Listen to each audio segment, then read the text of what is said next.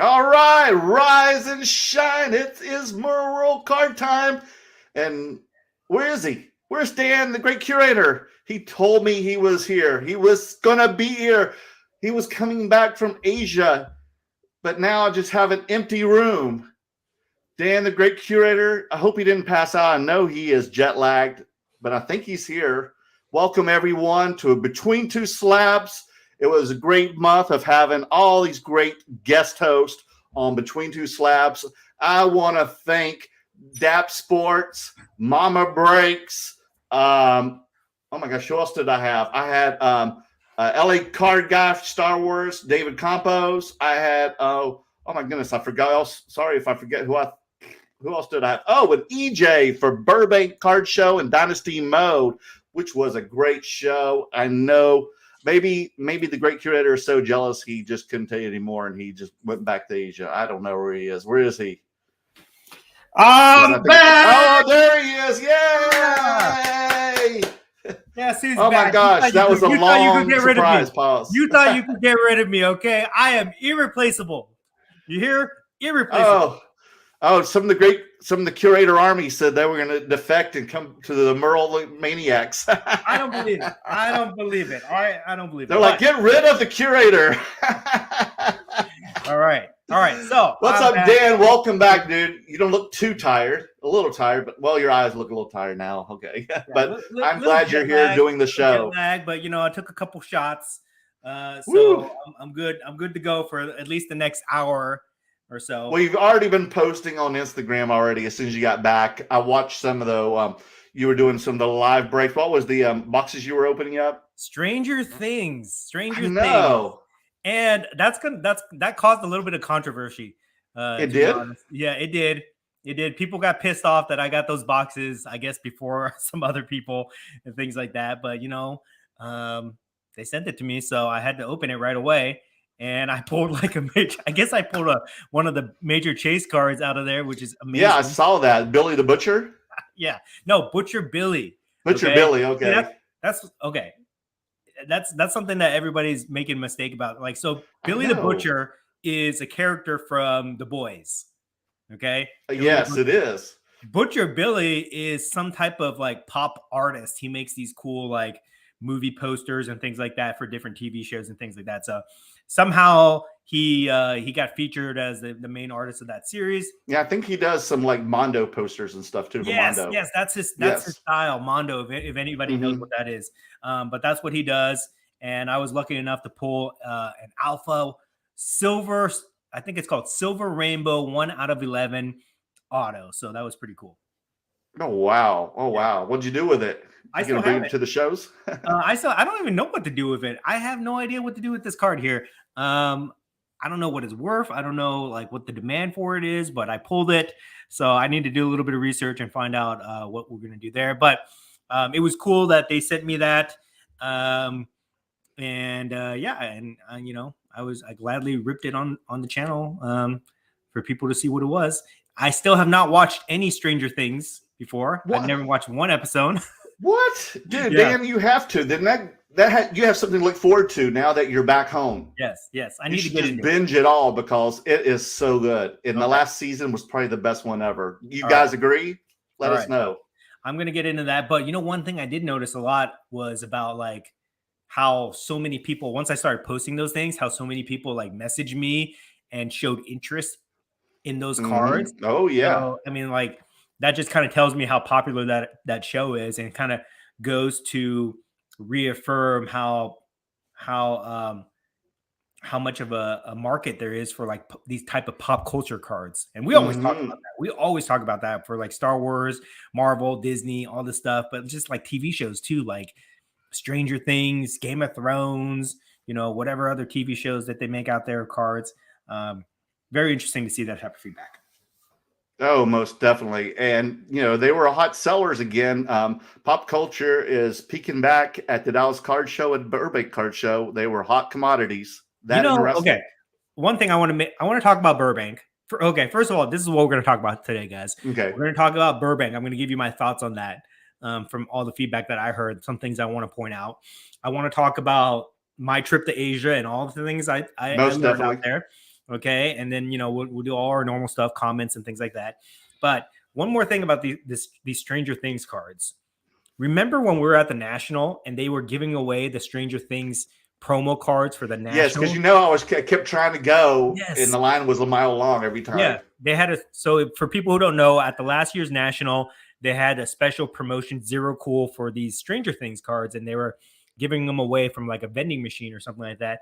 But me and Merlin, we were set up like almost adjacent to the main Fanatics booth, and we saw lines wrapping around the entire booth of people trying to get these cards. They were showing up like when the show opened up at like 9 a.m.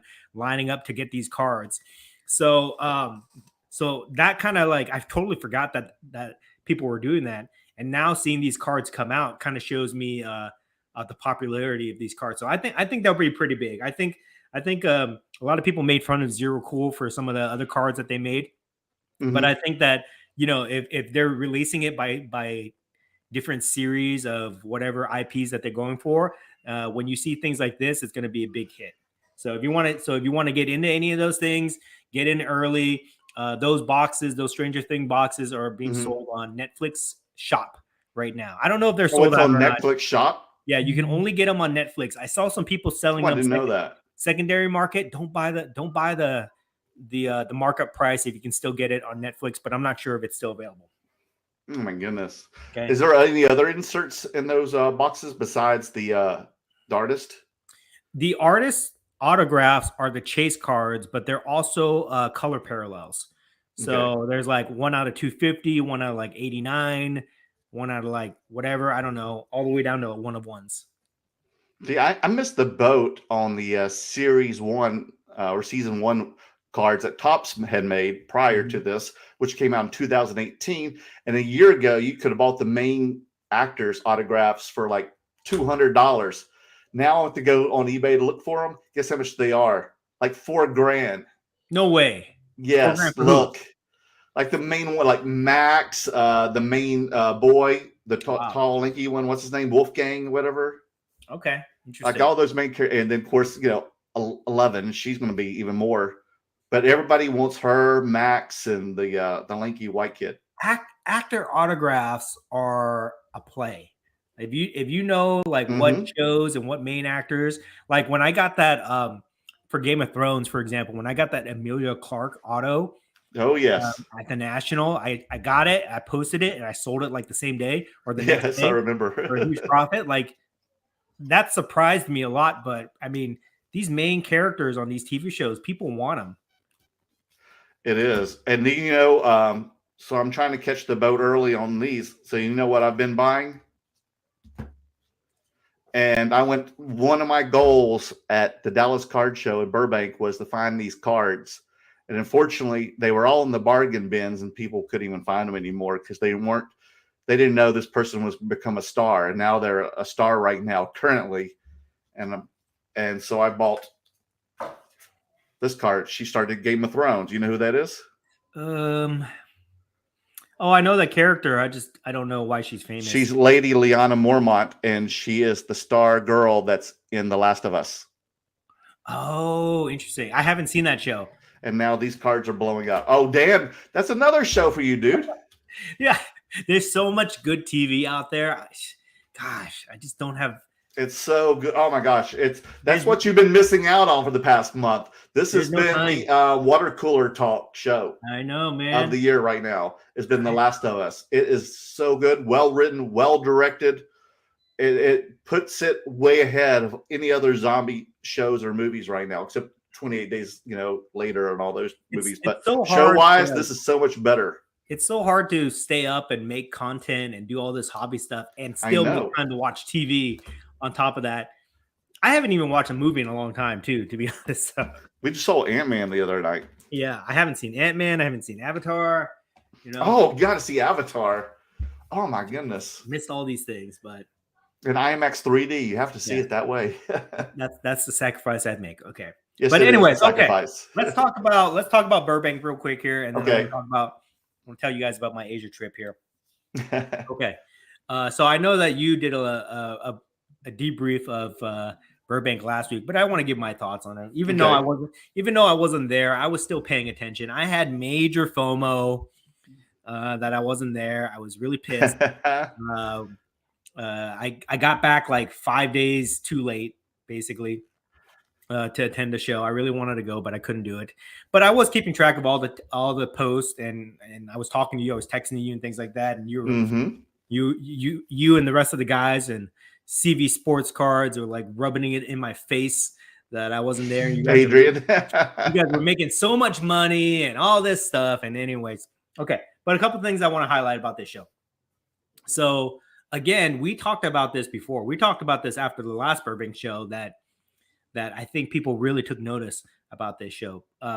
That I guess Burbank Sports Cards, they had 4 dedicated buyers from their shop at that show, and they were just buying everything, right? Oh my goodness. And that was pumping money into the show. And I think that is probably like the move that people need to copy at all these shows this year. Okay. If you want to stimulate the card show. Yes. It's like pumping steroids into the card show by giving people cash, letting people get rid of the cards that they don't want to get rid of. They probably, to be honest, I don't know. They probably bought stuff at like 50% comps or whatever it is, whatever they were doing. But they bought all the cards that people want to get rid of, and they just let those people go and spend money on at the rest of the dealers' table. So I thought that was a brilliant move. They did that the last show, but this time they doubled down on it again. And I think that's really the move. Like all the promoters out there that I know that tune in to watch this show. I'm joking. But I know that all the promoters out there that want to host these big shows, like last year, I think last year was the move where people were just scaling up their shows from like 50 tables to like 300 tables, how many shows across the country had like 250, 300 tables, right? Last year, that was the move. But we found out from personal experience that just because you have a lot of tables at a show doesn't mean that the show is going to be very successful, right? Especially if foot traffic is low or people just aren't spending money. But if you inject money into the shows, like what Burbank is doing, you get like this crazy like activity level that just facilitates a lot of deals. So I think that's really cool. So I hope that all the shows that we go to in the future have something like that. I know our friends at the Union Marketplace that are doing the Del Mar show. I know that they have a dedicated, they're calling it liquidation lane or something like that, where it's like a dedicated section of the show has only dealers that are going to buy. Okay. I don't know how successful that's going to be because who knows if the dealers that they put in there are actually going to buy stuff. But if you do some kind of setup like what Burbank does, where you have people that will buy anything, then I think that's a recipe for success right there. Any thoughts on that? You were there. No, I agree. I didn't know if anybody came to my table that was with Burbank store, but no, they weren't with the store. They had their employees sitting at the front of the show. Oh, is that what was going on? 4 employees at the front of the show buying. Oh, really? Everything. Now, yeah, I did see tables in the front. Yes, I did. But it was really good. Like, again, having like pop culture stuff, something that was countering to the sports card market at this show, especially Dallas again. It's working again. Okay. So here's the other thing. Here's the other thing I heard. The feedback that I was getting was that the show was dominated by modern sports cards. Oh, I can see that. And that there was very little vintage at all and very little alternative sports cards there. Anything else. So I think that's interesting too, because I feel like shows they like, and that was some of the feedback that I heard about that was like criticism, that they wanted more variety there. But I think that, I think that sports card shows have to morph into like all card shows, not just sports cards. They can have like the majority of it, but I think they really, one thing that Burbank does very well, Burbank Card Show, is that they try to curate the vendors.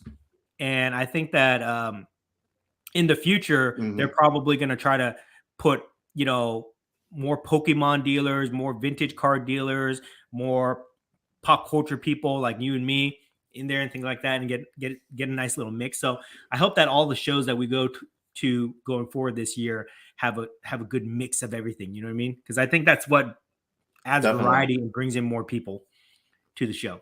Oh, definitely. I mean, I had LA card guy David Campos on last week, and this was his very first big show he'd ever even been to, let alone set up. And he was set up.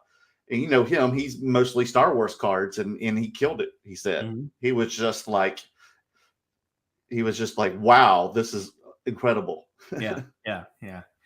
And then what was the last thing? The last thing I wanted to highlight about the Burbank show that I thought they did very well is I understand that they had trade nights every night. They did. So see, Thursday, Friday, and Saturday. That's another thing that is severely overlooked by show promoters. We've been to shows across the country. We've been to a bunch of different shows, right? Yes. Usually there's one sponsored trade night, like on Saturday. And they usually get one company or something like a card shop or online business or something like that sponsors it, and they rent out a ballroom or something like that at a hotel, and they do the trade night, right? That's usually standard practice. But the one place that, and remember when we went to like the Toronto card show, when they had their trade night and it ended at like 9:00. It was so lame. When the guy told us it was going to go on the midnight, so we went to go have dinner first, and that was epic fail. Trade nights are just as important as the show itself. Okay, like because when you're at the show, it's very transactional, but you got a table in front of you that separates dealer and buyer, so it's very one-sided. When you go to trade night, then it's more of an even playing field, and it allows people to interact with people that they probably didn't interact with at the show. Like dealers get to walk around, other people get to see dealers' inventory that they probably overlooked at the show and things like that. So the trade nights are very important. And the only card show that has ever really mastered the trade night has been the Dallas Card Show, where they have trade night every night, even though it's not technically sponsored. It happens every night. Everybody stays in the same hotel, so it's very easy for people to kind of get together and start facilitating trades and things like that. And I think Burbank was trying to copy that model by having trade nights every night, like dedicated places where people could go every night and do their transactions. So that's very important too. I think that they did that very well, and I hope that other shows will kind of copy it. And they even had bars set up and DJ. Yes. Ooh, DJ too. Other stuff, yeah, and like they had like trivia games and stuff, like contests and things going on. So it was a lot of activity at trade night. Yeah. So those are my thoughts there. I hope that other shows that we plan to go to this year, I hope that they basically, I mean, if you followed the blueprint that Dallas and Burbank has kind of set up, then it's almost a recipe for success. It's like almost guaranteed success.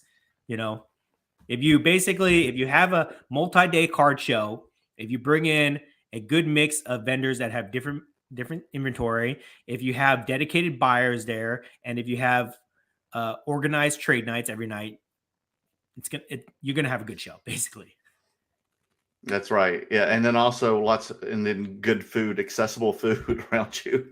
Was there food at the Burbank show? There was actually concessions. They had breakfast and everything too. So you can get coffee and some breakfast there if you're, not at a hotel, which was great because I drove back and forth from Hollywood. So it only took me like 30 minutes, except for that Thursday. It took me an hour and a half, but they had plenty of food and it was easy to get in the line. There were a lot of restaurants nearby and hotels. So all the other, comforts were all, accessible in that convention area of Ontario.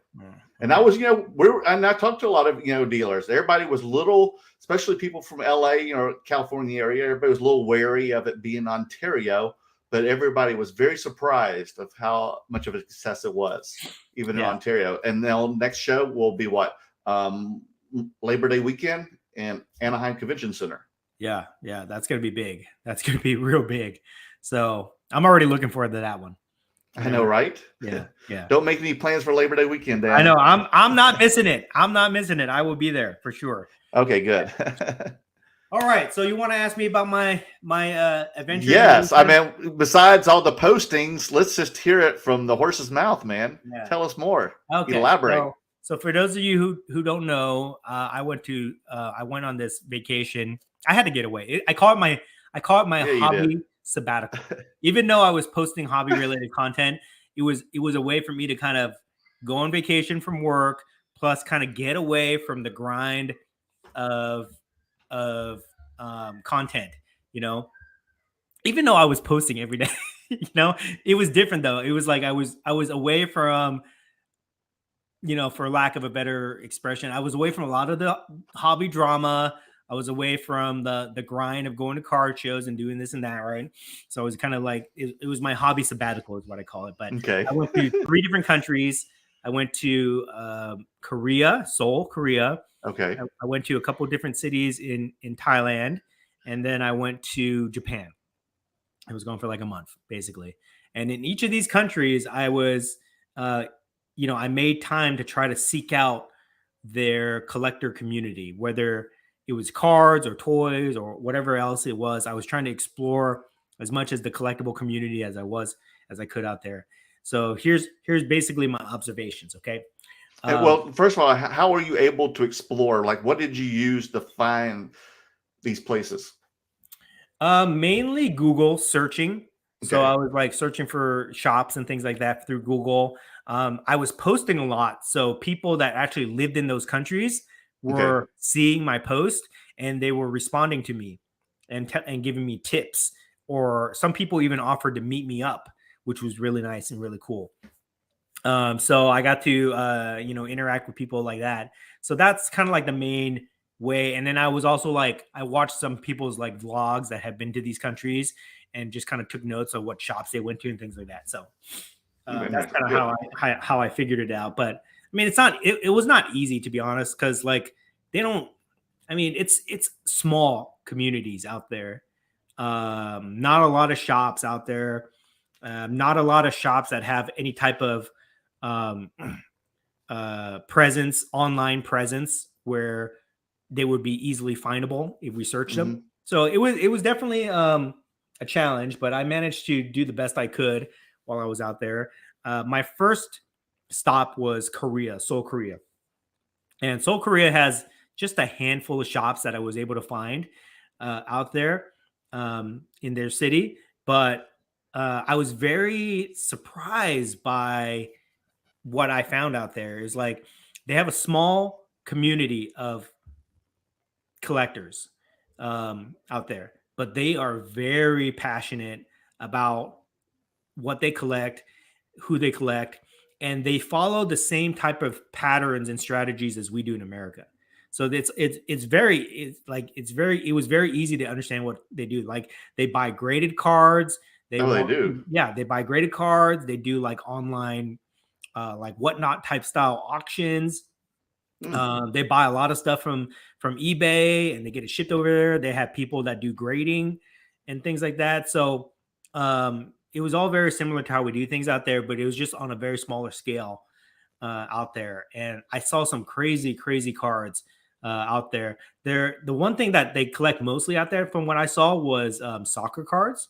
So soccer cards are really big in Korea. And they pulled out some crazy cards that they were claiming were worth like 50 to like 100 grand or something like that. Woo! Yeah.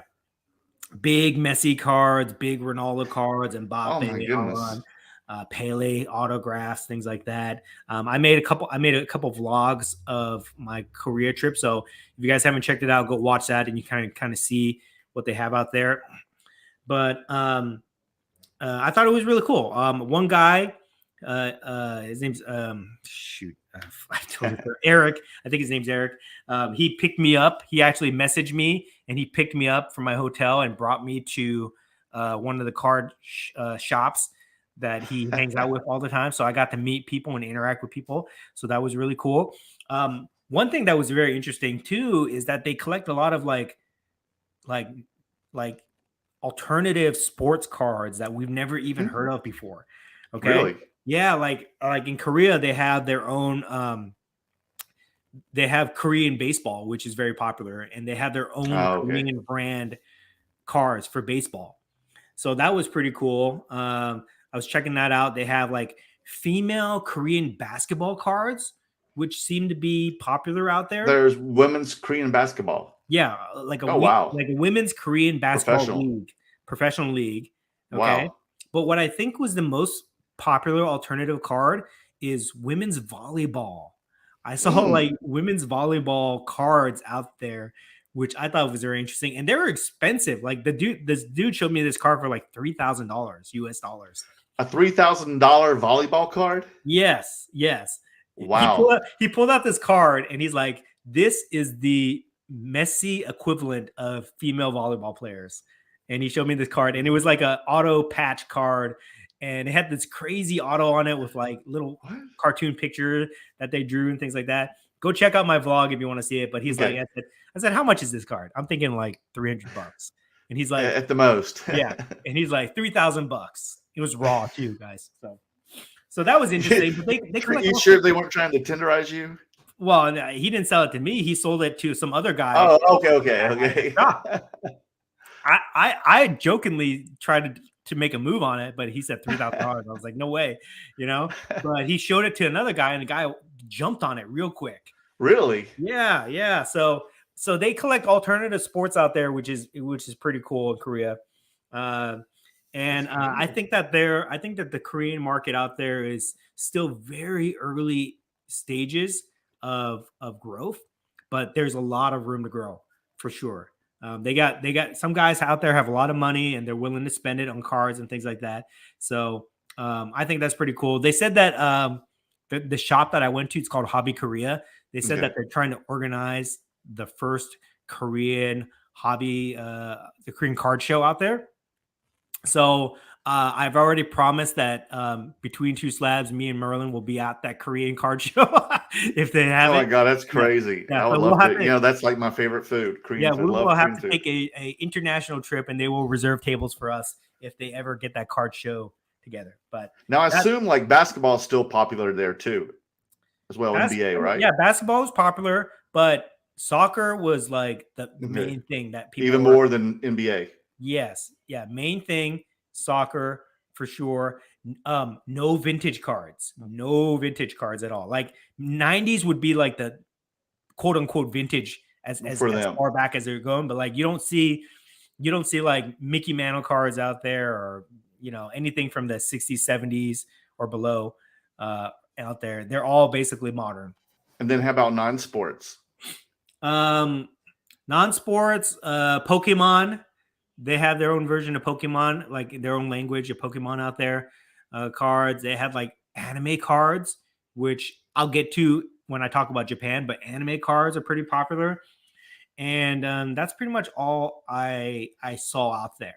And I went to 2 different shops out there, and I met with different people out there. And I was able to score. One of my missions out there was to get Korean pop cards, and I was able to score a bunch BTS. Of is that like a box set? This is BTS. Okay. Yeah, see that? Yeah, that's a pink BTS box. And I got a lot of Blackpink cards. I got like 10 different. Oh, Blackpink. And they're headlining Coachella. Oh, are they? Yes. Perfect. I'm going to cash in on this. Yeah. So anyways, Kpop cards, really big out there. So I can imagine. I mean, that's where it's from. And I haven't unpacked all these yet, but once I do, I guarantee, I promise you this. Once I make a reel and I start showing these off, people are going to go crazy for it. I don't even know what I got. I just bought a bunch of random stuff that I saw on this street vendor card. So I just bought a bunch of random stuff. I don't know what I have, but I'm going to like do some lives and show people off, and people are going to want it, man. I'm telling you. K-pop cards, real big out there. So that's pretty cool. So yeah, that was my experience with Korea. When I went to Thailand has, if Korea was a small market, Thailand was almost like non-existent, like in terms of cards out there. Yeah, I can imagine that. Very, like basically sports cards are are like super niche collectible. They only do it on the black market there. They don't have any card stores or anything like that. They just trade on Facebook groups and things like that for sports cards. So it's very small, but they're very into anime cards, anime and Pokemon cards out there in Thailand. And and they have their own language of Pokemon cards out there too. But I was surprised by how popular the different anime cards were. And I don't know anything about anime. I don't watch it or anything like that. But like they did have different like shows and stuff like that have different cards for. So that was really popular. I saw a whole bunch of that stuff out there. They actually had shops like TCG.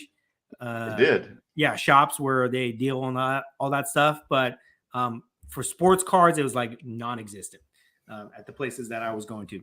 But they had a lot of cool toy shops and stuff like that. So I was able to get some cool like toys and things like that, like other type of collectibles, but no sports cards and mostly just kind of like TCG cards out there. Now, are most of the cards there, are they manufactured from Japan and US or what? Yeah, I think they're Korea and Thailand. I think they're Japanese cards, but some of them are in Thai language. Okay. Right. But they're almost all TCG cards. And here's another interesting thing. Okay.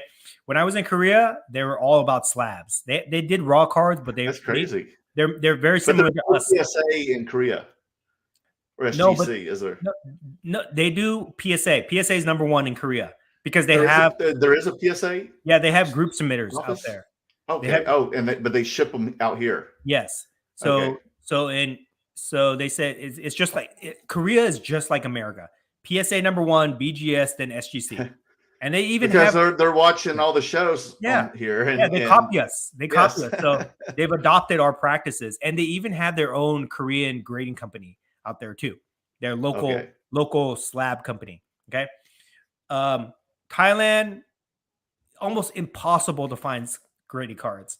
Almost impossible to find slabs. You know, I saw a couple PSA ones. I saw a couple BGS ones, and I think they have like some local ones that I've never seen before, but like very few. I maybe saw like five slabs my whole time there out of all the cards that I saw. So they're still very much into raw cards, and they're still very much in the collector mindset where they play with these cards. Like they had like the places that I went, they had dedicated tables for people to play the TCG games and stuff like that. So they're like true collectors where they buy the cards and they use the cards for their intended purpose of playing that game, you know? Mm-hmm. So that was that. So that was my experience in Thailand. And then when I went to Japan, major community of collectors, sports cards and TCG. Okay. But TCG dominates Japan. Like the anime, I can imagine. Just like Thailand, it was dominated by anime cards. Like I saw so many different type of anime cards I've never even seen before. Pokemon cards, Magic the Gathering cards. They had like cards of TV shows that I never seen before, like really? You know, Power Rangers.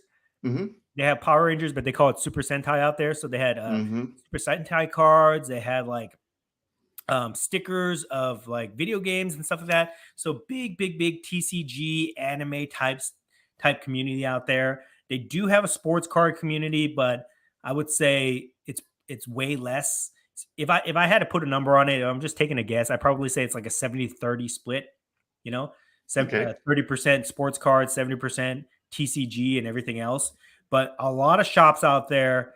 And again, they have I saw graded cards, but I would say still mostly raw cards out there. Even the sports cards, like it's like half and half, half slabs and 50% or more of raw cards out there. And again, for the TCG stuff, they have like their focus is on playing with the cards and collecting rather than, you know, all the stuff that we do where we just like buy and flip and things like that. They don't do as much flipping there.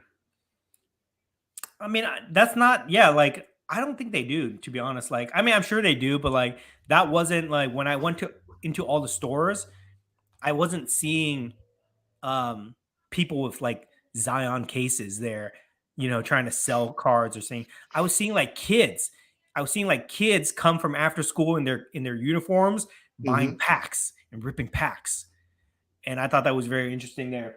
And in Japan, I also saw a lot of alternative cards that we've never seen before. Like I saw rugby cards. I saw sumo cards. I saw Japanese baseball cards. Different type of wrestling cards. Oh, Did actually, you try to find any good? Did you try to find any good deals on Otanis over there? I mean, they're all like raw cards, and I'm not gonna buy any alternative. I see. Here's the thing, too. I'm glad you asked me about that. Every store I went to, I was like, "Hey, what's the most expensive card you have here?" Like I walked in there, I said, "Show me your most expensive card," thinking it's like here where we go to like a card show. And if you say, "Hey, what's your most expensive card?" Some guy will pull out like $100,000 card, right? Or right. Ridiculous thing like that. So I go to these shops and I'm asking them. I said, "Show me your best card," and they'll show me like a $300 card. Like I distinctly remember I went into the shop and I said, "What's your best card?" And he looked it up on his computer and he's like, "Okay, Hideki Matsui autograph." I said, "Okay, Sweet. How much?" $300. I was like, "Oh, okay." I was like. I was expecting more when I was going to these Japanese shops because when I went to Korea, these dudes were pulling out like Messi, Spotlight, Noir, Auto, $100,000. They were pulling that stuff out there. So Japan was way different. They're not like I didn't sense a high end market when I was there. I sensed like just like regular cards that you would expect to see at a card shop, right? So that kind of made me feel like they're more collector focused out there. It sounds like it.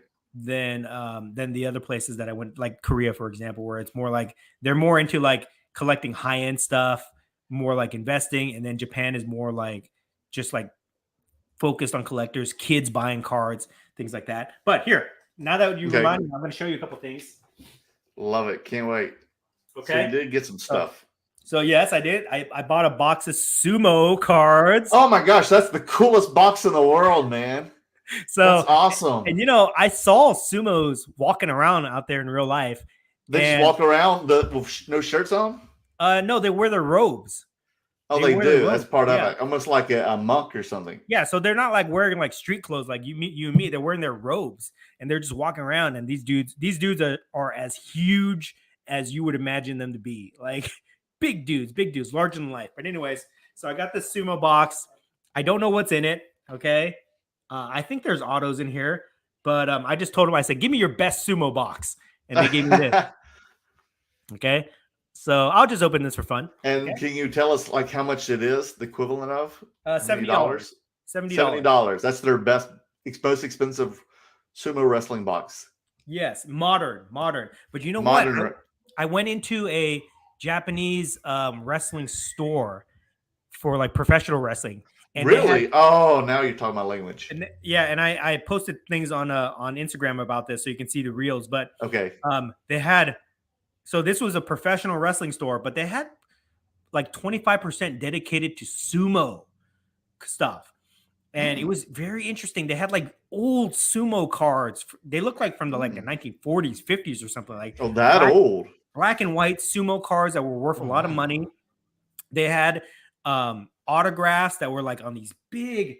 They're like on like a poster board, like 12 by 12 sheet of cardboard where they had these big cool signatures, and that's how they do their autographs out there, which I thought was very interesting. And then this is what I thought was the really coolest thing. I guess with the sumos, the way they do their autographs is they take their hands and they take a handprint in black ink and they put it on a piece of white square paper, and then that's how they do their autographs. So I thought that was really cool, and they had a whole section about that. And how the hell does that fit on a card? No, it's a big like piece of cardboard. So it's like, it displays beautifully, to be honest. Like if you walked into this shop and you saw how they display these things, go check out my Instagram. You can see I posted shots of it. Very, very cool. So I think sumo is a really big deal out there. I thought it was really interesting, so I picked this up for fun. Check that out. So it's kind of like the Hollywood Walk of Fame, except they put the ink on their hands and and they stamp it like that. And they even had one of Andre the Giant at this Ooh, store. wow. And I put my hand For sale? no, it was not for sale. Okay. But I put my hand over it, and yeah, it's like, you see how my hand takes up this, you see how my hand, and there's all this negative space on the screen right here. Right. All this negative space is Andre the Giant's hand. when I put my hand against the handprint, you know, all that negative space, that's how big his hand was. It was incredible. But I thought that was really cool how they had that. They had Japanese wrestling cards. So I picked up this one, Stardom, female Japanese wrestlers. Oh, okay, wow.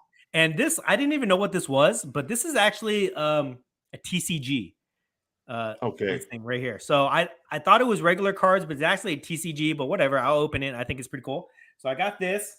And then for you, my friend, I brought you a gift. I got you this one, which I will give it to you next time. This is a Japanese. Yeah. I recognize this guy. I recognize them. Yeah. So this is a New Japan wrestling box. I think this is also a TCG.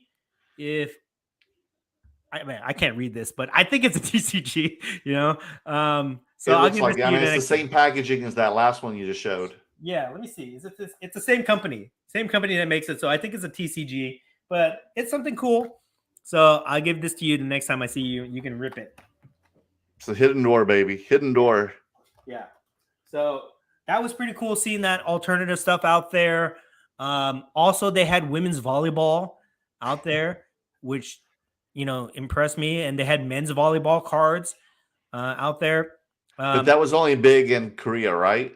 Not so much in Japan. I'm talking about Japan now. So it is. So they enjoy volleyball too. I'm telling you, volleyball, professional volleyball is a thing out in Asia. And I got on this like rabbit hole when I was looking on TikTok, and I was like searching like professional volleyball, and they have all these videos, all these highlights and things like that out there. So it's a thing for sure. A lot of the cards have like butt shots and stuff because, you know, volleyball players have nice butts. I mean, I don't know, but like, you know, so I figured that's what they're going for there. Yeah, but you know, it's interesting when the cards that they do, like the signatures, they go all out on their signatures. They do it in the the characters. They do it in the characters of the language. They draw pictures, all sorts of stuff. So it's pretty cool. Pretty cool market. Now, did you buy any other stuff? Anything else you spent money on? For cards, no. Because what did I buy? Let's see. I bought a bunch of Kpop cards. I bought the boxes that I showed you. I bought some. I can't remember what else I bought. For card wise, I bought a couple boxes of WWE Select. I found it out there. They had it out there. Now, was it printed differently? Was it in Japanese or was it still English? No, it's a regular box. I just wanted to support the shop, so I bought a couple of boxes from them. And that was about it. I feel like there's something else. There's so much stuff I just forgot. But I bought that, and I bought a ton of toys. That's what I was going to ask you next, man, because I know how you are with toys, especially with Asian, Japanese toys. Yeah. So me and my wife, you know, she likes Doraemon stuff, so we bought a bunch of stuff for her. I bought some Japanese, just weird shit that I was looking for out there. I mean, just things that just caught my eye, and I bought it. And, you know, I bought a lot of Onpong Man stuff. I told you that story, how I like this character, Onpong Man. So here's a funny story. Okay. What was that convention you and Ann went to last where you picked a lot of those up? I forget. Which one? The one with all the different crazy toys. You had the Onpong Man or whatever. And then she had the other ones, and you got the rare toy out of the box. Oh, that was forget. WonderCon or something like that one. Was it WonderCon? Yeah, something. Dang, goes to so many conventions, you can't remember which one it is anymore. It's all blur, guys. Honestly, I barely remember anything now. But y'all had a lot of toys from that convention. That you came back with. So when I first heard of Onpong Man, it was years ago when I first went to Japan. I thought I knew it was like a little kid's character, right? But I thought it was like Charlie Brown, you know, like something like that, where it's like everybody can enjoy it, right? This time around, I did a little bit more research on this character, and I was finding out what type of merchandise they had available. It's actually, and I found out that it's actually like a little like infant toy, like a character like for babies and stuff like that. And they make like baby toys for it and stuff like that. So I ended up buying a bunch of like little baby toys, which I'll show you. Okay. It's ridiculous, but I was already committed at this point where I was committed to collecting this character that I just had to buy these toys that are made for infants. Okay. So I'll show you. Okay. Can't wait. Dan's opening his new shelves there. Look at him, guys. Okay. He's got it all ready. Oh yeah, we do. I do have a new showroom going to be debuting soon, so you guys will see that. Okay. And they're going to start charging admission to your house. It's my private showroom. Okay. So here's like a little sippy cup of this character. Yeah, there he is with the smiley, the red cheeks, round cheeks. And the reason I'm buying this stuff is because that's only what they have available.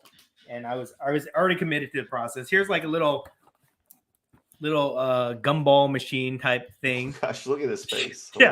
Yeah. So stuff that I would be buying for my daughter, I'm actually buying for myself. And this is like a little, what is this? This is like it's like a dog toy or something like that. Oh my goodness. Of this. So I bought a bunch of these kind of like little kitschy things there, but I was also able to pick up some cool stuff like just random stuff like this robot. I don't even know what this is from, but this cool looking. Yeah, I recognize it. I just don't know what it's from. I can recognize the style. Yeah. So stuff like that I picked up for my displays because now I have all these bookcases here. Let's see. Let me show you real quick here. I've got 7 bookcases that I need to fill up with stuff so I can be able to display. So I got all that stuff. But yeah, so Japan was a good shopping trip for me when I was buying all that stuff. But anyways, to summarize everything, and then we'll get the comments and things like that. Here's what I learned, okay, from being out there. Mm-hmm. Going to these different countries, and they're all similar in their own ways, and they're all different in their own ways and things like that. But in terms of the hobby and how I interacted with the hobby communities out there and things like that, it's pretty much the same wherever you go, from America to when we were in Canada to Thailand, Japan, Korea. Everybody's the same wherever you go in terms of they love to collect different things. You know what I mean? Everywhere you go, I'm so confident about that. Is that if I went to any country, whether it's like the Middle East or Africa or Europe or South America, North America, wherever, right? Anywhere you go, you're always going to find a community of people that love to collect things. Our natural habit is to collect things, whether it's toys, cards, autographs, pictures, whatever it is. There's always going to be people that love to collect things out there. And for us as card collectors and memorabilia collectors and all that stuff, everybody has this common passion for collecting whatever it is. I went out there and, in Korea, the guys that were showing me these amazing, valuable cards, you could tell that they loved collecting them. They took so much pride in showing me their cards. When I went to Japan and I watched these kids and these other people buying these TCG cards and ripping the packs and being excited because they pulled a character that they were looking for, and how they would sit down with each other and play these games with each other, you could see the passion in their collections that they had in there. So for me, it kind of gave me really valuable perspective that I needed, right now in my stage in the hobby, where before I left, the last few months or so, we get caught up in this whole like mindset of having to buy cards and having to make money on them. And if we lose money in terms of value from whatever, we get upset. And then, if you get knee deep in the hobby every day, like I am, and you're posting content and you're interacting with people, it gets to be, the last few months, it gets to be very, a little bit toxic to be honest, where there's a lot of fighting, there's a lot of people creating drama, there's a lot of just like unnecessary negativity and distractions from what the true purpose of everything that we do is. The true purpose of everything we do is we just love to collect these things. That's what brings everybody together. Okay. Yes, we make money on them. Yes, we make content about it and all this stuff. But at the foundation of what we do is that we love to collect things, whatever it is, cards, sports cards, pop culture cards, memorabilia, toys, whatever it is. We're collectors at heart. Right. And being out there kind of gave me this kind of like reset everything for me, where I felt like, oh, this is what we're supposed to be doing, right? Like, cause I'm out there and I'm interacting with these people, but I don't know what their stories are. I don't know what they talk about, I don't know their language. So to me, I'm watching these people. I'm not seeing people fight on Instagram. I'm not seeing, people talk about drama stories and this and that. And I'm not seeing people complain about this and that. I'm just seeing people with their passions, collecting things that they love and having fun. I'm seeing kids open packs. I'm seeing adults. Like, I went into this one card shop in Japan at like 9 o'clock at night, and I saw 3 dudes in business suits. So obviously they just came to work. Okay. They're in business suits, just ripping Topps baseball stadium club, a whole case of it, and they were just having a great really time. American baseball. Yeah. Wow. And just seeing that type of passion and excitement was just so refreshing for me. And I feel like my whole takeaway from everything, from my whole trip here, is I feel like I've reached the next stage of my hobby journey, where I've achieved hobby enlightenment. Hobby enlightenment, where nothing. I'm gonna say it now. I mean, maybe I might change my I might change my tone in the future here, but I'm gonna say right now, I feel like nothing can bother me in the hobby, because I feel like I've risen above all the drama, all the pettiness, and I'm really just gonna focus on collecting, having fun, hanging out with people that I like, my friends like you, our friends, Eric, Pop Count, Mo, Paper Gems, Brian, Sunday League Investor, hanging out with my friends, going to card shows, having fun. And I'm really just gonna like tune out all these people that just try to bring down everybody in the hobby, because I feel like it's kind of like a waste of time. You know what I mean? Especially when I was gone, there was a lot of like crazy things happening. There was like the earthquake in Turkey. And right. All these disasters happening back home. And you get the perspective that there's so much real things out there that you should be concerned about, that we really should just use the hobby as an escape for those things. And that was never more apparent than when I was away from all that drama and just basically immersed in the pure enjoyment of the hobby. Does that make sense? I don't know. I felt like most definitely rambling a little bit, but I really feel like I've gained a new appreciation for what we're supposed to be doing here. Watching other cultures interact with each other and how they do the hobby, how they love the hobby as much as we do, right? But they interact in such a more simplistic way where they enjoy themselves. It was just very refreshing. Right. And do you think that this card hobby or the card market, is this a new thing in Asian countries, or has it been going, and is it going to get bigger? What's your opinion? I think so. Just like us, it's been around for a long time. Okay. I don't think it's been around as long as America, because I did like the slabs and all that. Yeah, like I did not see any vintage cards in any of the countries that I went to. So anything but from like the 90s and up, it's been around since then. And there's collectors of everything out there. Just like, hold on, my daughter's stealing.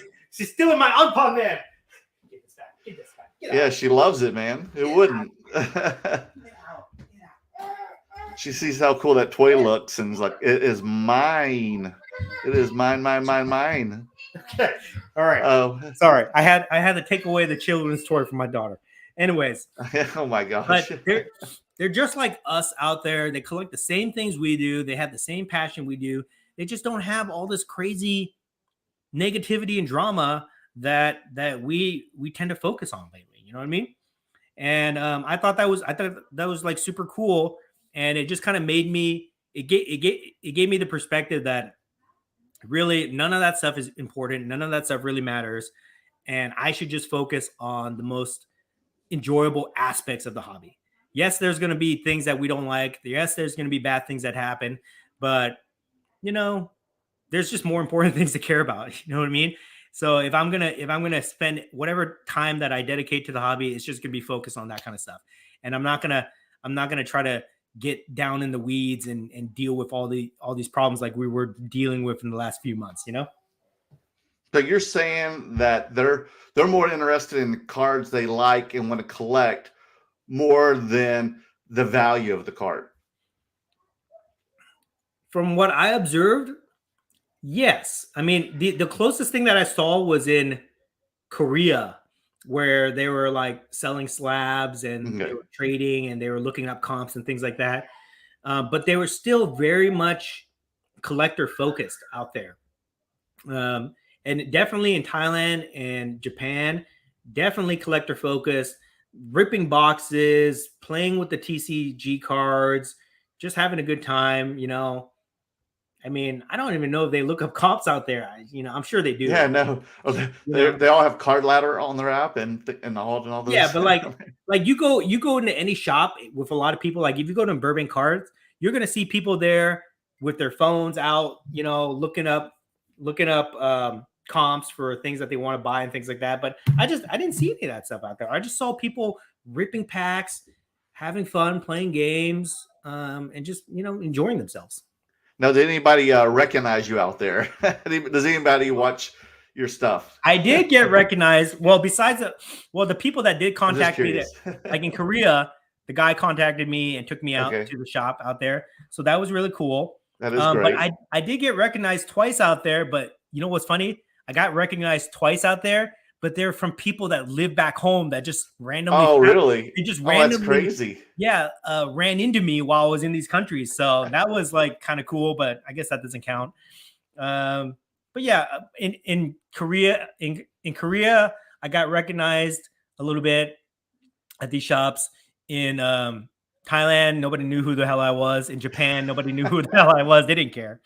So and did you at least gain subscribers when you went to Thailand, Japan? I think so. Okay. I did get some more subscribers.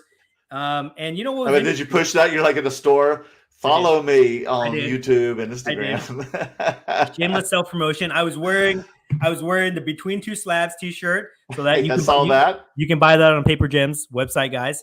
Merlin's wearing it right now, and I was wearing my my PMG T-shirt, so definitely had that going. I walked into the Korean store and I asked them to play my video and stuff like that, so that was pretty cool. That. Oh yeah, I saw that. Yeah, it was great. I walked into the Japanese store and I was like, this was funny, guys. I was like, okay. I was like, oh guys, look at this. Oh, this is I'm about to buy this. You know, I was just doing my normal content creator stuff.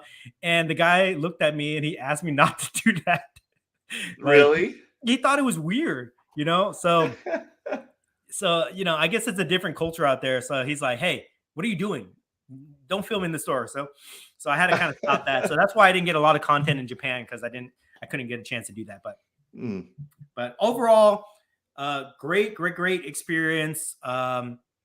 Very cool to see all that stuff. And another takeaway, the final takeaway I'll share with you guys, and then we'll get into comments and things like that, is the hobby is so much more than America. That's what I realized. So much more than what we do here. Like we are in our own little bubble in America, but like I said, everywhere you go in the world, it doesn't matter. People collect stuff. And for cards, people collect cards everywhere in the world. Everywhere. Maybe not like sports cards or the type of cards that we collect, but they collect some type of card. There's something out there that they collect. It's a global thing. And I think that it's only growing. And I think that all these markets have a lot of room to grow, especially Korea for where they are in the process with the slabs and everything like that. And this is going to sound very obvious, but I'm going to have to admit this. Soccer is the global sport that people collect. So if you're looking for like the next market that's going to be really huge to go, to start buying stuff, I think it's going to be soccer, because everything I saw out there is like soccer dominated out of all the major sports. That's very interesting. Oh, and then I know that a lot of the Weiss Schwartz stuff is becoming hugely popular, which, is TCG here in the United States. It's really blowing up in the hobby. Did you find any when you were in Japan, like the Pixar or Star Wars or the anime? Yeah. So I saw a lot. So in Japan, I saw a lot of Weiss Schwartz, and but I'm telling you, there's a lot of cards that I didn't even know what the heck they were, to be honest. Like anime cards dominate Japan, like all sorts of, and I'm not talking about Pokemon specifically. Pokemon is big, but like Pokemon, Yu-Gi-Oh, Dragon Ball, and all sorts of different other animes, which I don't know the names of. They had entire, like when I walked into the stores, at least 50% of the stores dedicated to these anime type cards. Wow. So that's a huge market out there.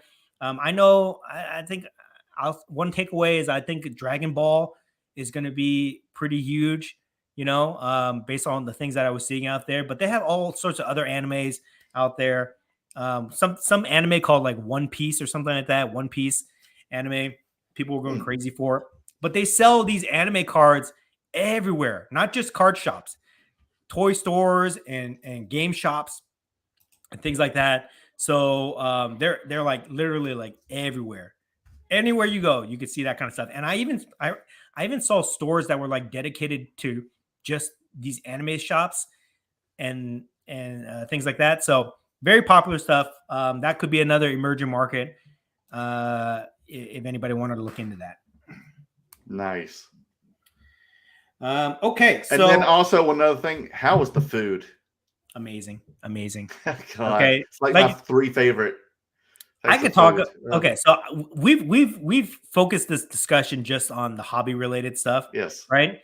But I could talk.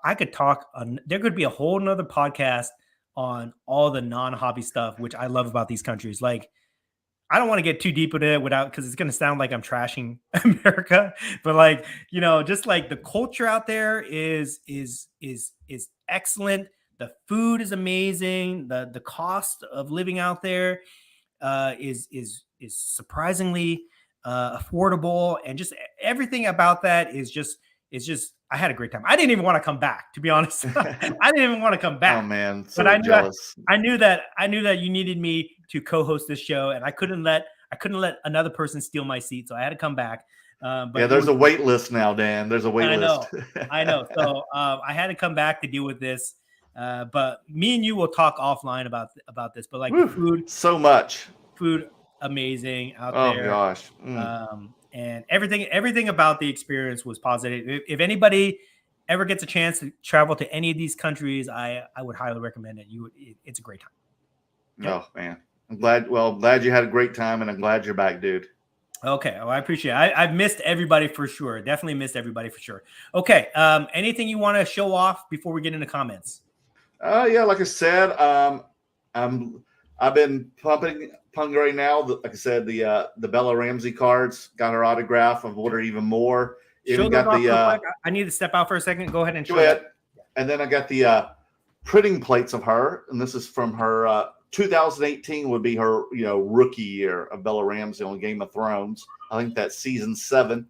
But I bought this printing plate set as well, if you can see it.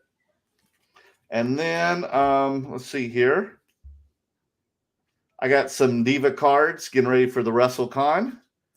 Another Bella Ramsey. More Bella Ramsey. Because I'm buying like cheap cards too, just so people can have them. This is actually a preview card from 2017, even though her regular card didn't come out to 2018. But this is a preview You'll see it on the back. It says preview on it. But I'm buying all the autographs I can find. These are like metal plate or metal cards of hers. But I'm buying all I can of her right now, trying to find them anywhere I can, bargain bin, wherever. Let's see, what else did I get? Oh, I picked up. I picked up a soccer card at the Burbank show. This is Pedri Color Blast, Black Color Blast, a Pedri, who's really hot right now with Barcelona. He's from Spain. I had bought one of these cards, got graded for PSA 10, and I sold it for like $1,500. But I found this on eBay. It's a CSG 9, but again, want to have this ready for Wrestlecon. It's Kenny Omega and Ito Ibushi. It's the rookie card of both of them, I believe. But like I said, wrestling is hot right now. I sold a lot of wrestling slabs and a lot of raw wrestling cards at Burbank. So I'm trying to buy. I was finding Dominique Mysterio in the bargain bins for like nothing. Autographs too, like select prism numbered of Dominique in the bargain bins for like $5 to $10, like for nothing. And here he is, in a big storyline, heading up WrestleMania. I mean, I was finding Roman Reigns autos and everything, like Panini cards, just in the bargain bin. So I'm like grabbing all I can. I found great deals at the trade night. So I was just like, how much you want for it all? And the people, I think we're using the celebrity status, Dan. So I already thought the cards were cheap enough, and a lot of these dealers were just offering me for half price they were. Look at Merlin pulling that celebrity card. I wasn't even asking, dude. I was just like, how much you want for it? And already it was like $50. I'm like, this is a great deal. And they're like, oh, you can have it all for $25, Merlin. We like you. Like, oh, I'll take. Thanks. That's awfully nice of you. You were probably like, okay, give me half off, and I'll give you a guest spot on my next show. Yeah, that's right. But yeah, I've just been buying a lot of that.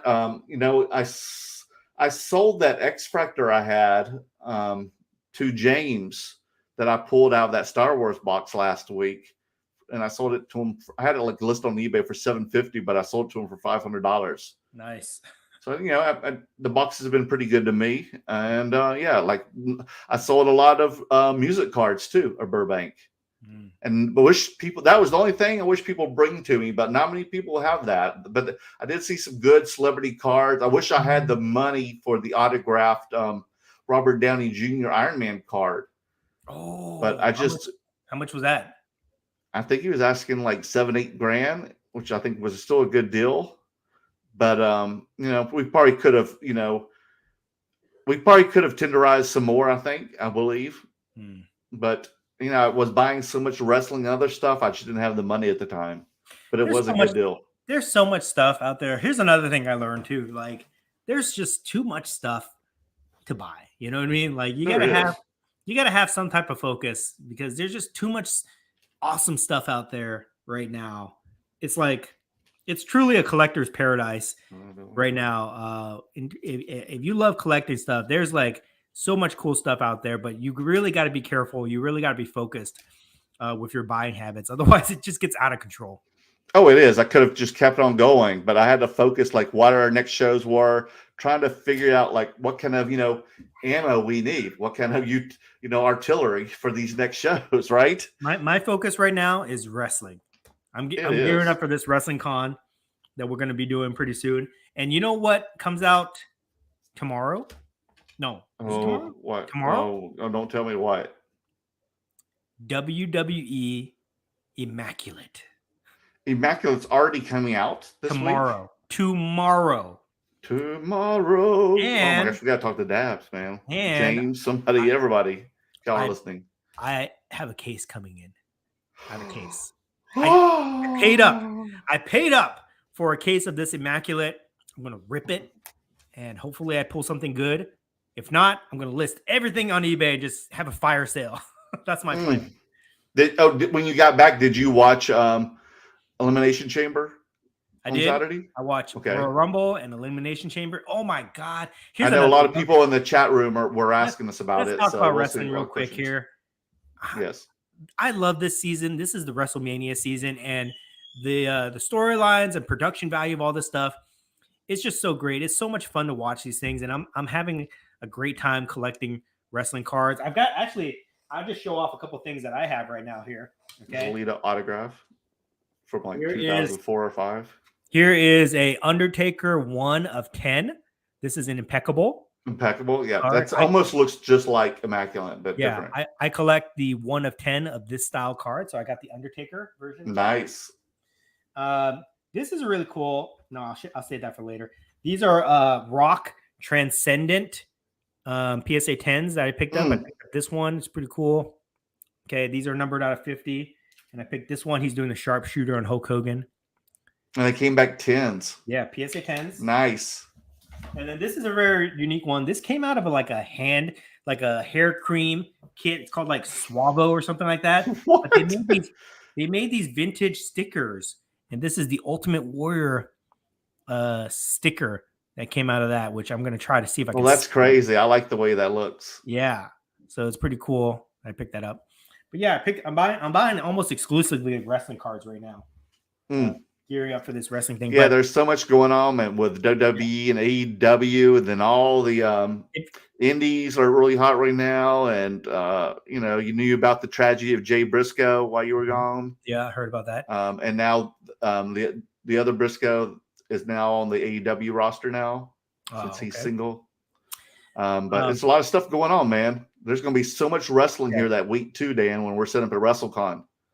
Wrestling is like, if you're not a wrestling fan, if you've never watched anything wrestling related, but if you're a fan of like crazy production and storylines and just big spectacles, you got to be watching wrestling right now, because everything is just hitting on all cylinders with every pay-per-view, every storyline that's going on. It's so good. So hopefully you guys can check that out.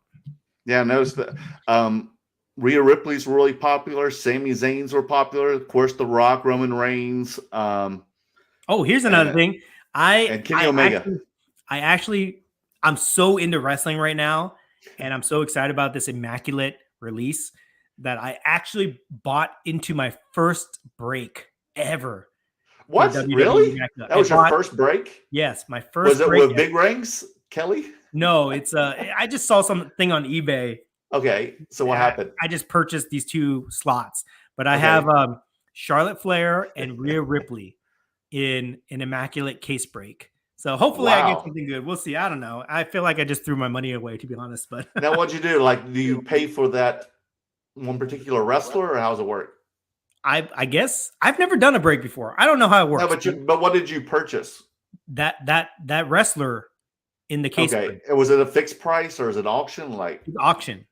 Okay. Yeah. So I paid for that, and hopefully I get something good. We'll see. And then when's the break? Tomorrow. Okay. Good luck, man. Yeah. So we'll see what it is. And then I have my own case coming in. I spent big money on this case.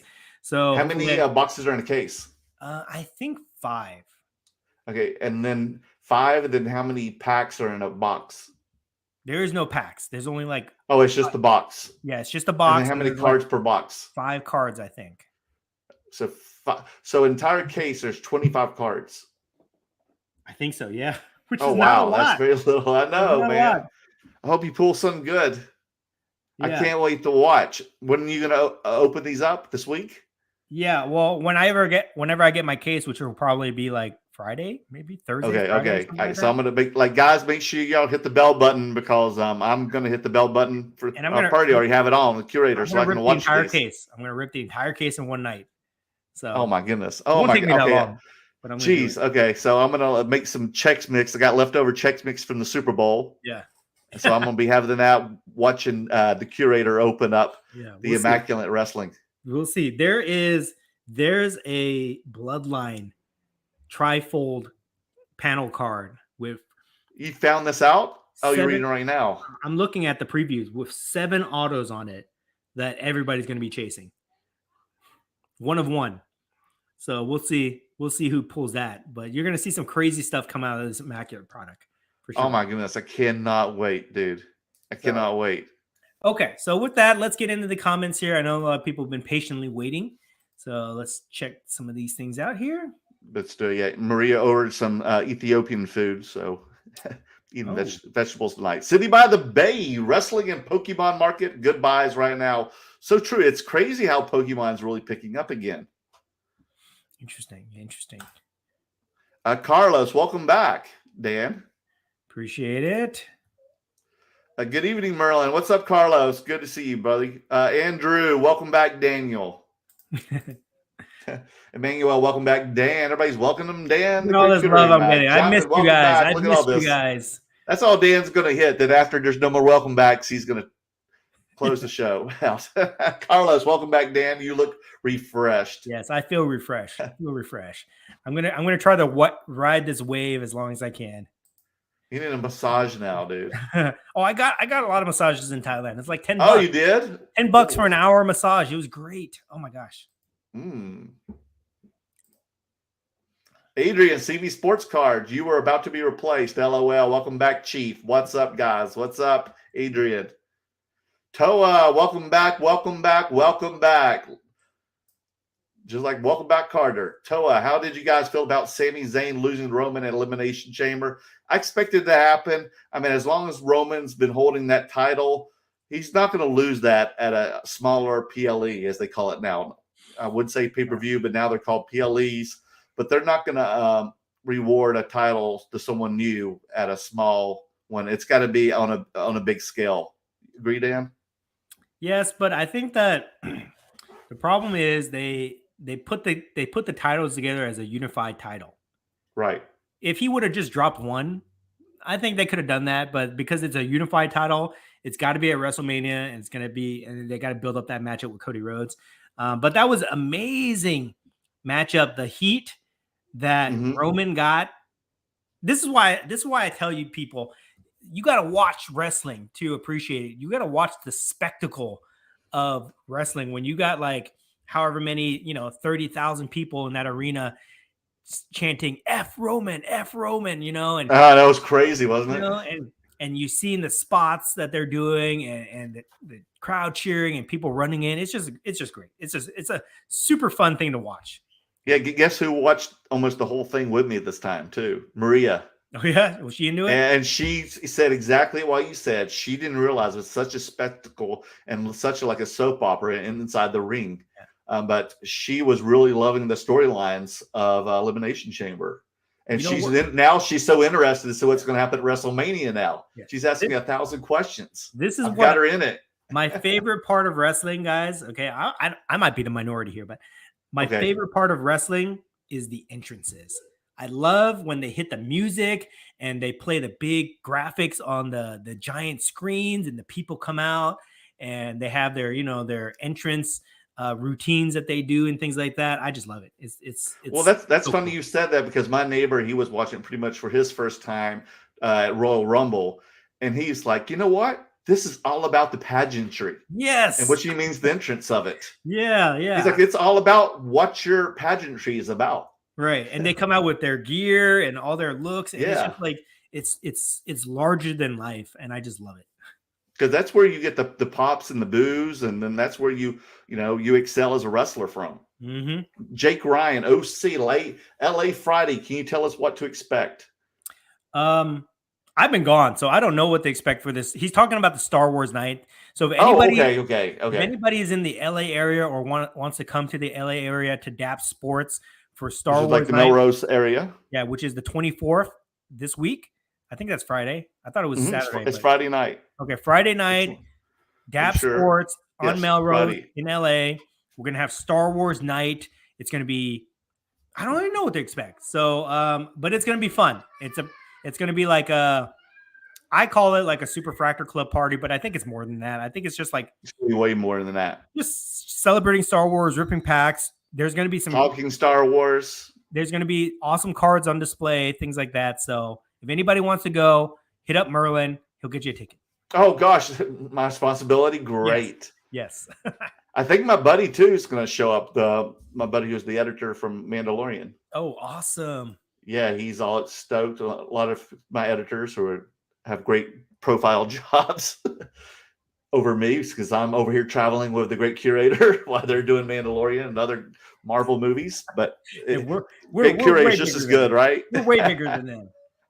Exactly. Non-sport card dude. The Stranger Things boxes are still available, I guess, on Netflix shop, correct? Yeah. Is that what you said? Yes. I'm going to buy me a few. How much are they? $50 a box. Oh, that's it. Oh, yeah. So other people on eBay right now are overcharging 75 to 100 or more. Yeah, $50 a box. Ricardo, welcome back, Dan. Glad you made it back safely. Appreciate that. Dexflow, acknowledge you, Merle. Yes, I acknowledge you, Between Two Slabs viewers. Emmanuel, I agree with you, Dan. I went to the show to shop for non-sports, but it was 90% sports. Yeah. So, I think that's another thing that they can improve on for the next show is maybe getting a couple more diverse dealers in there. I will be at the next show, so I will definitely have a lot of non-sports stuff. But I think that's something that they could look into. And EJ B-Tube, best food on the trip, best non-hobby purchase. Okay, best food on the trip is in Korea. I had Korean fried chicken out there, and I've had Korean fried chicken. Hungry. I've had Korean fried chicken here, and it's really good. But out there, oh my god, it's like next level good. Like it's Korean another fried level. Chicken, like if you let me measure this by KFC, because a lot of people say KFC is like great fried chicken, right? Korean fried chicken in America is better than KFC. Okay? Most way definitely. Better. I can attest to that because I live right next to Koreatown. And way better. In Korea, Korean fried chicken is way better than American Korean fried chicken. So it was like the best. It was like the best dish I ever had. So there's no way you could even go back to KFC after tasting that. There's no way. It'd be like, ugh. So that was really good. And then let's see. In Thailand, I ate a bunch of stuff. In Thailand, okay, this is what was the best in Thailand. Have you ever heard of a dessert dish called bingsu? No, what is it? It's like Korean shaved ice. Okay. So like shaved ice here. The way that we do shaved ice in America, like Hawaiian shaved ice, is you pour like flavored syrup on it. So Koreans, they do it a little bit different. They do like shaved, instead of ice, it's like shaved milk, and then they pour like red beans and all sorts of crazy crap in there. But in Thailand, they created this amazing concoction of delicious goodness. Okay, it's shaved milk. Okay, shaved milk. Okay, so it's like a ball of shaved milk, and inside the ball they put a layer of ice cream, a layer of cake, and then on top of the shaved milk they put like the smoothie syrup on top of that. Plus so that's like a smoothie. Plus they put a jelly syrup. Plus they put fresh fruit and some other garnishes on there. So you have like 5 or 6 different layers of flavor and texture. And it is the most amazing thing I've ever tasted in my life. Oh my god! How many did you have? How much weight have you gained, man? Oh my god! A lot. A lot. I get a lot, and I had a lot of those things. Oh, it sounds so. Oh my god! I would eat one or two every day. Dan, right now Maria has me on a non-sugar diet, and this is killing me to hear this. Non-sugar. Oh my god. Yes. Oh my god. Okay. So and I have a terrible sweet tooth, man. This is killing me. There was that in Thailand, and then in Japan. I had 2 things were really good. I had really, really good pizza. Well, first of all, in Japan? Yes. And let me tell you, I'll just make this observation about the Japanese people. They are masters of their craft. Yes. Me and you are going to have this conversation offline because I don't want to offend people when I say this, but like everything they do out there, it doesn't matter if you're like a valet at a hotel, or if you're a bus driver, or if you work at a grocery store. Everything they do out there, they take it so seriously, so much pride in everything they do, including the food. Everything out there was delicious. Even the pizza was really good. But the thing that stands out most to me is I had sushi out there. Best sushi I've ever tasted in my life. Best sushi I've ever tasted. Not just because the fish was delicious, but the rice was next level. The rice that they used for their sushi was way better than anything I've ever had. Even like high-end expensive restaurants here don't even compare to like a low-end restaurant in Japan. The rice is just like butter. Like it was just like a different type of taste and consistency and texture. out there with the sushi that just made it so much better than anything I've ever tasted before. So, and I ate at a sushi place where if I ate it in America, it'd be like $150, but it was like $35. Oh, even more. Yeah, and it was just way better than anything I've ever had. So that was my long-winded answer to that question. Thank you. Oh my gosh, you're making me so hungry. Ugh. Okay. Stephen Hong, good evening, fellas. Any purchase you'd like to share from Asia? Yeah, we definitely went through that. So hopefully you saw that there. Now, did you have way more stuff than when you went there, Dan? And if you did, how did you get it back here to the States? I brought everything back. So, we brought a lot of luggage with us. So we planned it where we were able to take a lot of things back. There was still, I wanted to buy more, to be honest, but I didn't want to ship it. And I already reached my max capacity. You were getting to that point. Right. But I mean, there is definitely a lot of stuff that you could go out there and buy and bring back. And find a lot of cool stuff out there. Armand, we need to talk about the large value some of the 22 Galaxy Chrome are fetching. Luke Skywalker Superfractor, $10,000, for example. This is the first Star Wars set that I have seen over 3 cards go for $10,000 or more. Did you know that, Dan? Well, yes, I know that, and I'm not surprised. And I'm just going to say this real quick. We won't get too deep into this, but you just don't know about these sales, Armand. Okay, 2021 Galaxy Superfractors. I know a handful of Superfractors over $10,000. So this is all normal to me. That's basically where the market is on those. So I'm not surprised at all. And this is Armand Blue, right? No, I think it is. That's not Armand Blue. Okay. Yeah. This is Armand. I don't know who this guy is. Yes, Armand. No, Armin. Sorry. Yeah. Armin. He's about to open up his store in Glendale another week or two. He's opening a store? In Glendale, I didn't know that. I'll have to talk to him. I haven't seen him in a while. He's going to let us know. He's going to invite us over to the shop. Oh, awesome. The collector. In Korea, is it new people to the hobby or are these people collecting since pre-COVID? If you watch my video on Korea, they told me that same thing that happened in America where people collected in the 90s or early 2000s or whatever. Then they got out of it, and COVID happened, and then they got back into it. Same thing. So it's almost identical to how we are here in America. Kind of like us. Yep. Yeah, almost identical for Korea.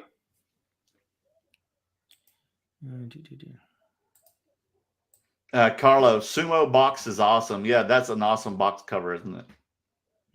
Ricardo, any Mario cards? I saw, I can't remember off the top of my head about Nintendo cards I saw there, but I'm sure there was. I probably just didn't run into it because I did see like video game culture out there is also very big. Nintendo stuff and all the other games, all the other games. So video game culture very big out there. So I'm sure there was probably some Nintendo cards, Japanese Nintendo cards. I just couldn't find any. But yeah, the park just opened up at Universal up here. So you have to come up here and visit. Take Emily. Carlos, Dan, did you see any Olympic team cards for the countries you visited? No, no official cards, but I saw custom cards. In Korea, this dude who had a whole shop, he had made all these custom cards of like Korean athletes in the Olympics and things like that, but I didn't see actually like tops or whatever licensed cards or anything like that. Here's another thing I learned too. China makes cards. China makes licensed cards of athletes and things like that. Oh, really? So there's a whole market for those type of cards too. We've never seen those cards before, but this dude pulled out this Halan auto, like on-card auto, really? license and everything. And he was saying, yeah, it's worth like $5,000 or whatever. Really? And it's from a Chinese company. But yeah, they trade those cards out there. Which, by the way, all the people I talked to, I said, okay, where are the big players in Asia, right? Where are the big card players? Are they in Singapore, Korea, Japan? Almost everybody told me China has the biggest high-end card market. People don't even know. People don't even realize. Like, we think China, when we think of China, we probably think of like fake cards out there and people get things like that. But the dudes out there that live out there and that interact with the people that live in China, they tell me that Those guys out there, they have the highest end cards that you've seen. They do the highest end breaks and all that stuff. We just don't know about it. You know, we're like shielded from that kind of And this is like content. mainly in China, Hong Yeah, Kong, yeah. No, not Hong Kong. Like they say Shanghai Shanghai. Okay. and places like that. But that's interesting. That that I might be trying to pay Mhm. attention to that more, just to try to learn about that. I wonder if you can get them graded. Yeah, definitely for sure. Ed Ram, what's up, Ed? Evening, fellas from H Town. That's Houston. Yep. Yep. Let's see here. Goot vibes. Wow, Great Curator's back. Yes, he is. Toa makes you wonder why those sports card Karens do what they do after that perspective. Makes them look pathetic. Agreed. 100% agreed. And I just think that people, how can I put this? I'm sure I'm going to piss people off when I say this too, okay? But if you live in a bubble, if you live in the bubble of the hobby and you don't do anything else, you don't have any other responsibilities, you don't interact with anybody outside of the hobby, you don't do any other different things, then it's very easy to get caught up in all the things that happen in the hobby, because a lot of the hobby's not perfect. A lot of bad things happen. People get scammed. Things don't make sense. There's what do you call it? Scandals, all sorts of stuff, right? So if you're just living in the bubble of the hobby, then it's very easy to get caught up in these things. And I understand how people can get upset.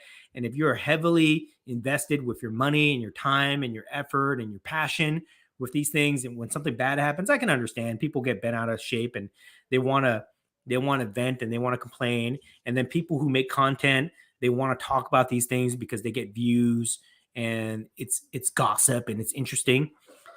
Yes, I understand from that perspective. Okay.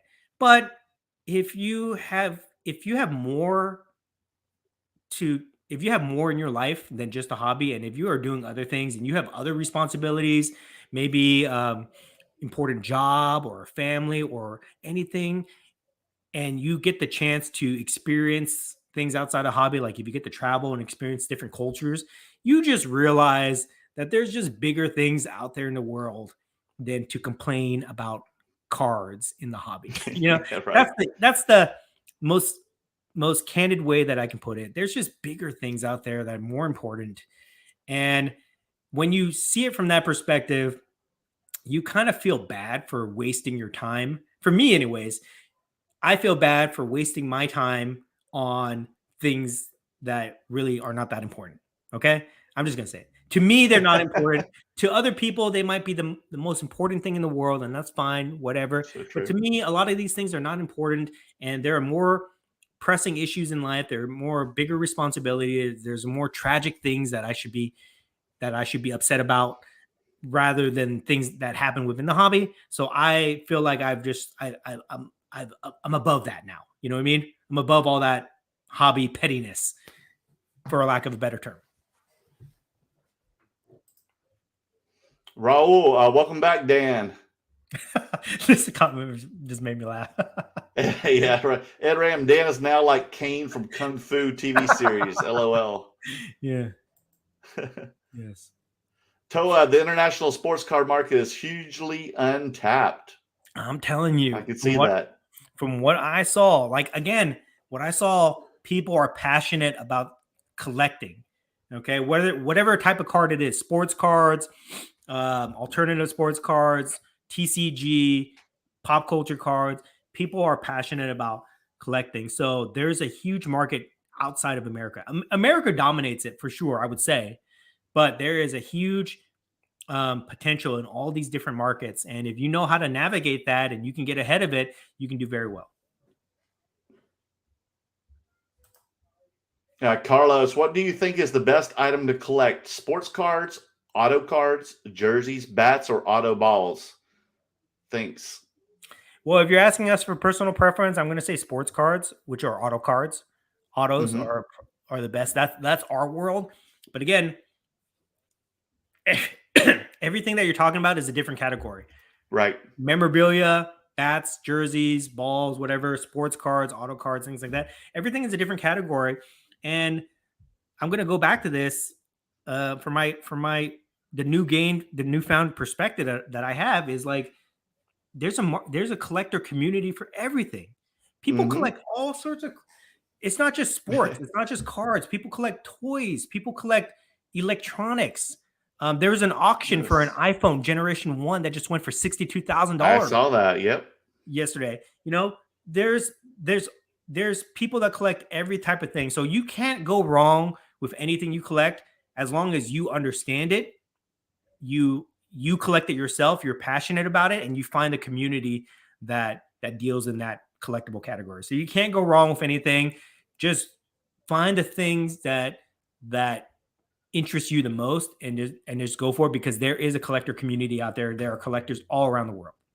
Yeah, just like cards, I'm sure there's people who even collect blenders from every decade. I see this. I follow this guy on TikTok where he buys vintage appliances. He'll buy he'll buy vintage toasters, vintage hot dog cookers, and things like that. And you know, he's got a huge following on TikTok. I can imagine. Yeah, he's found that niche, right? Yeah. Toa, looks like Dan's room appears to be a bit more settled since we last saw him. So true. He's got the shelves and it's really getting organized. I still have to do a lot of things, but I finally cleaned it up a little bit so it doesn't look like a hoarder's paradise anymore. But it's gonna get there. By next week, it will be ready, and I'll definitely give a tour of it. Yay! Can't wait to see the tour of it. We got next. Toa again. Toa is on fire tonight, man. What? That Warrior sticker. Oh, yeah. The Ultimate Warrior Prism sticker, like vending machine. Yep. But you said you got that came out of a hair product. Yeah, a hair product. And there's like 4 stickers. There's Warrior, Ric Flair, and 2 other ones that I can't remember. What year is that? A couple years ago. It's new. It's new. A couple years ago. It's not brand new. Then did you use the hair product? No, I just bought the card. I saw it on eBay and I just bought it. Yeah. Ed, Merlin's going to make his famous Taco Bell chili. Yes, I'm going to do it again soon before it gets warm over here in Los Angeles. Yeah, you missed it, Dan. When we were watching the Royal Rumble, I made some chili for all the neighbors. My neighbors and friends came over and we all watched Royal Rumble.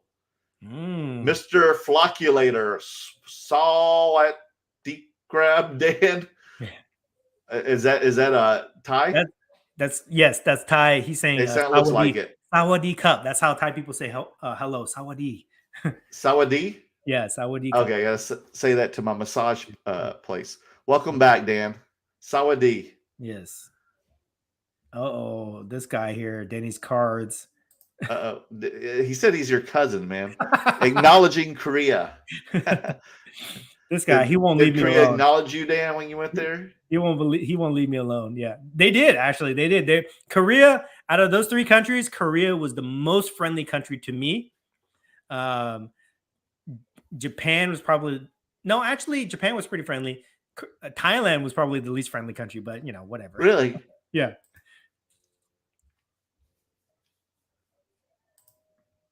Joe Champagne, no one may care. On a side note, looks like I am attending my first national on Thursday. You'll get there Thursday. Oh yeah, get ready. Buckle up, dude. You're gonna have a great time. Buckle up. Ricardo, they are perfectionists in Japan. Oh, I bet they are. For sure. Everything they do, they like take joy in. Even like the bus driver that would take me to like the places I would need to go. Like they were like so on top of everything that they were doing. So like service focused. It was crazy. It was amazing. Way different. We'll have to talk about that later. That's wild, man. Yeah. Pokenomics. There are some huge whales in China who collect Pokemon. I believe it. Is that like the whales are collectors, correct? Yeah, like a whale is like a person who spends a lot of money, you know. They love the Pokemon cards too. Big time collectors in China that we don't even acknowledge. Jeez. But they're out there. They've got the money. Toa, I bet you saw some awesome action figures and sculptures in Japan. Yeah, they had Japan. Out of all the 3 countries, Japan is the most collector-focused country. They have I can imagine They have so many stores out there. Japanese people love to collect all sorts of things, statues, toys, games, all that stuff. It's really cool. Now, are Funkos, are those Japanese based? They're not. Funkos are made in America. Oh, they are, I mean, because Funko is an American company, but they do have a lot of Funkos out there. But they had another thing that is, I think it's an alternative to Funkos, which I think is a huge trend because I saw it in every country. I saw it in Korea, Thailand, and Japan, which is these things right here. Okay. This is not, so Funkos are like one company that makes their type of Funko action figures, but there's several companies that make these blind box vinyl toys. Oh yeah, remember these were some of the toys you showed us last time too. So this is just one example of it, okay? And I know vinyl toys have been around for a while. Like we have companies in America that make these vinyl toys, like Disney and like Kid Robot and things like that. But these ones in Asia, like there's this company called Pop Mart that make these things. It's different. The sculpts look way better, and they have all the licenses of all these popular characters like Disney, Garfield, Snoopy, they have all these popular licenses, Pixar, all that stuff. And these things were everywhere, like entire stores dedicated to selling these blind boxes. They're huge. They're really cool. And some of them, like some of the ones that people were selling there that have been open, they go for a lot of money. Nice. Don't be surprised if I bring some of these blind boxes to like a show and I start selling these things, I would love to see that though. Yeah. I'd love to see those in action. Okay, so let's see here. ACRC. Oh, ACRC. Welcome back, Dan. Great to see you guys back. What's up, ACRC? Let's see here. He likes a lot of pop culture too.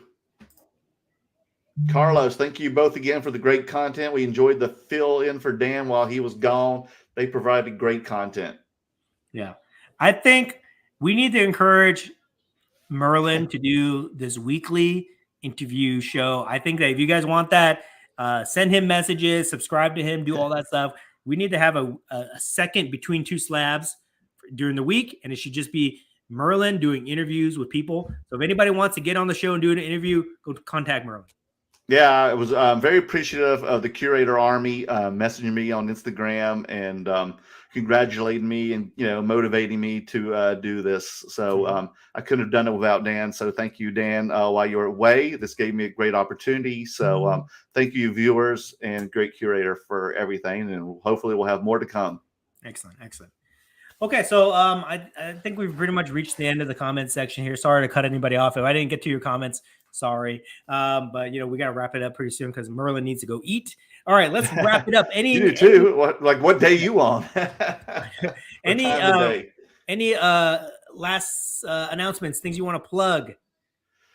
No, just go, man. Like Curator Army, if you're not on Merle Card's YouTube channel, please just go there. You can still watch everything on Dan's channel, but just go and subscribe to me as well and hit that bell button, because if I'm going to do some more interviews like you've seen here in the past while Dana was gone, then I'm going to do more on my channel. So make sure you go to my channel, Curator Army, and support Merlin as well. So support me. It means a lot.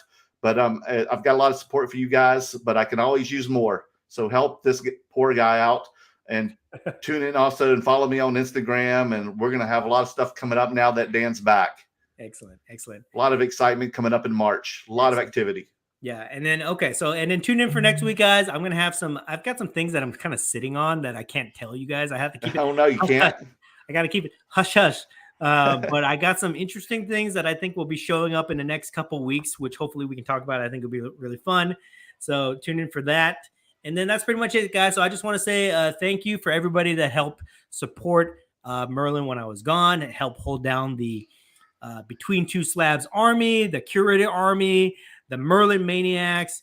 It really means a lot to us to continue to have your support. And that's what motivates us to continue to make this content. So thank you guys for all that. It feels really good to be back.